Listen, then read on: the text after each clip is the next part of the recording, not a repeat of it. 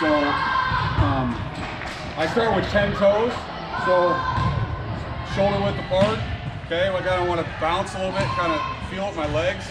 And all we do is try to get in position here.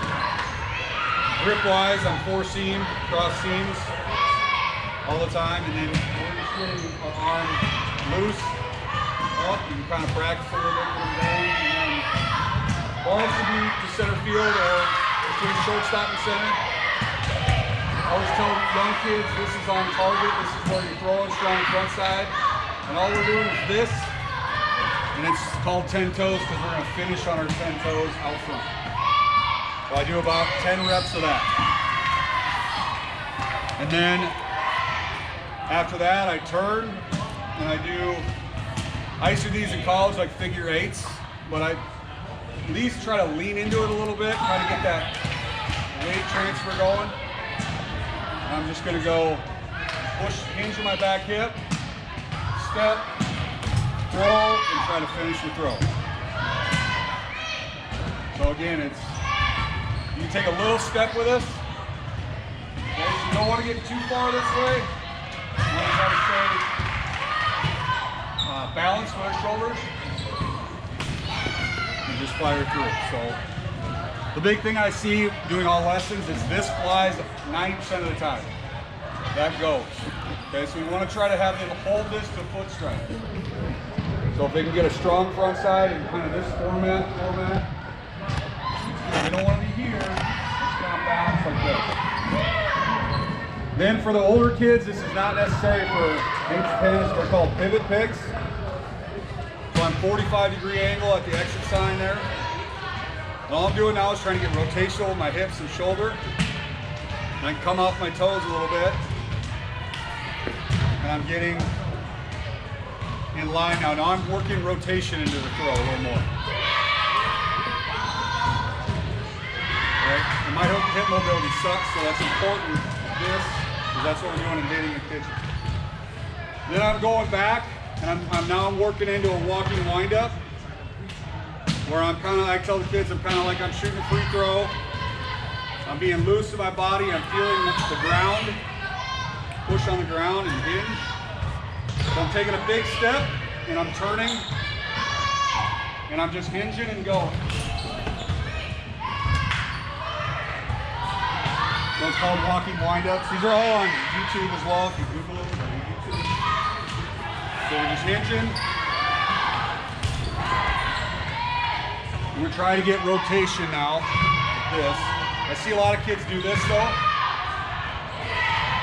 We don't want like that much. We want to stay kind of central a little bit. So.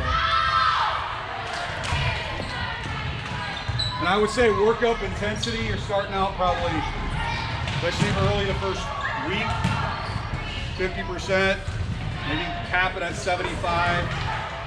Every drill you're kind of working up intensity. So now I'm kind of warm. Now I'm getting into shuffles. So I'm shuffling. Just getting our feet moving and hinging in my back hip.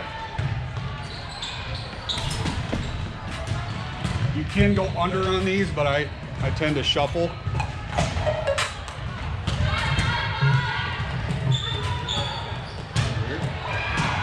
That's kind of, and then this is inside. So what I do is I'll put 5 guys in here and 4 guys in there. A lot of times we won't have everybody. I mean, if we have 11, I try to squeeze it in as best I can. And I'm very cognizant of like safety here. So my 9-year-olds do this and there's not been a problem. They throw at each other. Yeah. Like one come back on the backside. Yep. So I use this whole space. And then last like 5 or 10 throws, I might get a little higher. You get a little bit like I'm playing long toss and just high and good. Okay? When you get outside, play more long toss where you're firing the ball and then you're airing some out. And then the last thing we've been doing for 9s is move this real quick.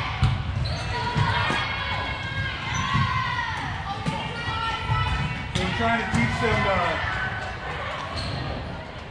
throw here. So we're gonna try to teach them to throw with intent.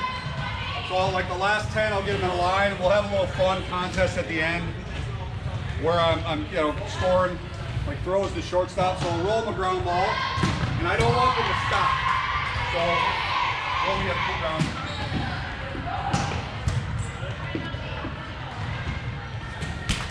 Okay, so we're firing with intent and just trying to get throwing on the aggressively athletically.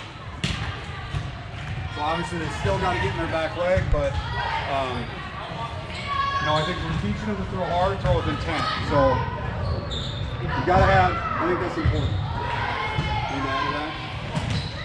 So if we can get them to learn how to throw hard, that's going to translate to the mound. So reps are like, I get on kids all the time because I see this in these drills, and they take like 3 or 4 off, and they're just like this.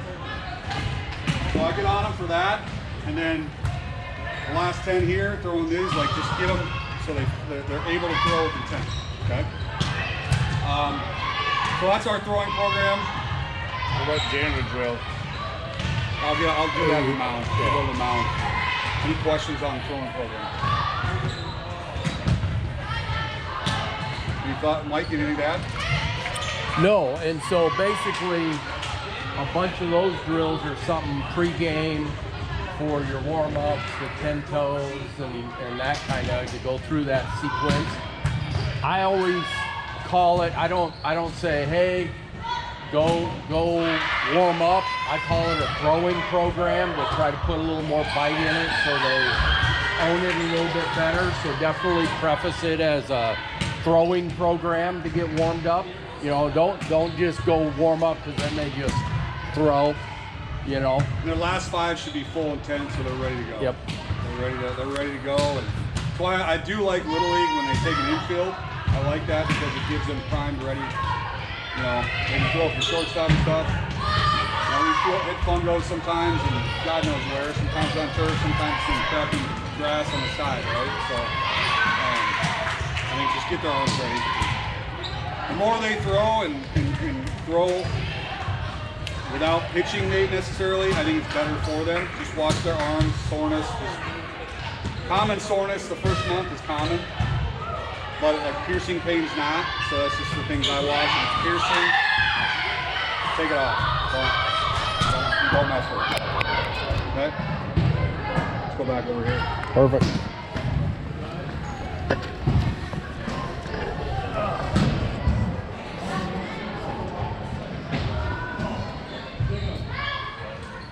You know a PVC pipe, do you? I do, I think. The weekend is good. Never enough work for that. Yes. Never. I'm always working.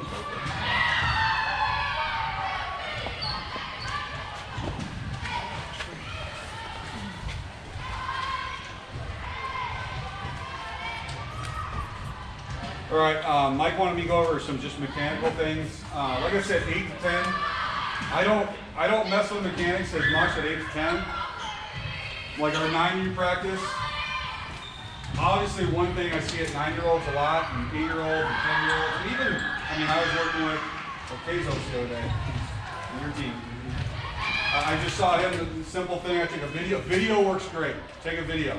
One thing, like of kids, okay? One thing I see sometimes is this. They open their foot. Like I saw Bezos was kind of opening here, and then he was here. And just get a piece of tape, you have it or something. Just make sure they're coming linear, everything's straight. Okay.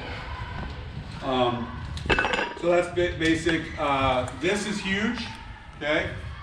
They want to go here quick. Every time they want to get shoulder front side going here, and then your shoulders exposed, it's going to start hurting.